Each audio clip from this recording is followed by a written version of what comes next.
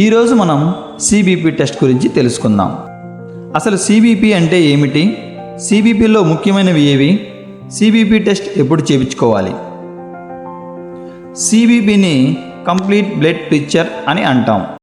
సిబిపిలో ముఖ్యమైనవి HB, RBC, WBC, platelets మరియు neutrophils, eosinophils, basophils, ఇంకా లింఫోసైట్స్, మోనోసైట్స్. ఇప్పుడు హెచ్బి గురించి తెలుసుకుందాం. దీనిని హిమోగ్లోబిన్ అంటాం. రక్తంలో దీని నార్మల్ వాల్యూ అంటే సాధారణ స్థాయి మగవారిలో 13.5 నుండి 17.5 గ్రాముల వరకు, అదే ఆడవారిలో అయితే 12 గ్రాముల నుండి 16 గ్రాముల వరకు ఉంటుంది. ఈ హిమోగ్లోబిన్ స్థాయి 10 లేదా అంతకన్నా తక్కువగా ఉంటే దానిని ఎనీమియా అంటాం. హిమోగ్లోబిన్ మన రక్తంలో చేసే పని ఏమి?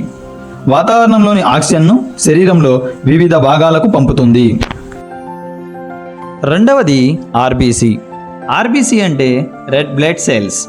ఈ రెడ్ బ్లడ్ సెల్స్ సాధారణ స్థాయి మగవారిలో 4.35 నుండి 5.65 వరకు, అదే ఆడవారిలో అయితే 3.92 నుండి 5.13 వరకు ఉంటుంది.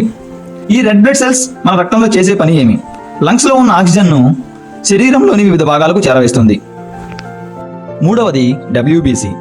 దీనినే వైట్ బ్లడ్ సెల్స్ అంటాం.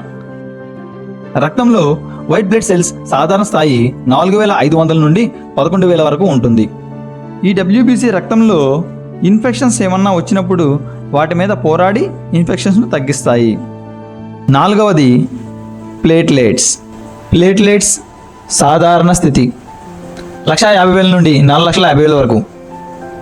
ప్లేట్లెట్స్ మన శరీరంలో ఏదైనా గాయం జరిగినప్పుడు దాని నుండి వచ్చే రక్తాన్ని ఆపడంలో సహాయం చేస్తాయి. ఇది వ్యూవర్స్ ఈరోజు మన క్లాస్.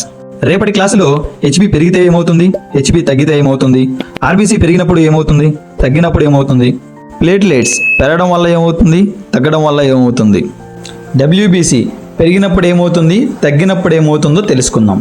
ఈ విషయాల గురించి మనం నెక్స్ట్ వీడియోలో తెలుసుకుందాం. అంతవరకు సెలవు. Thank you for watching.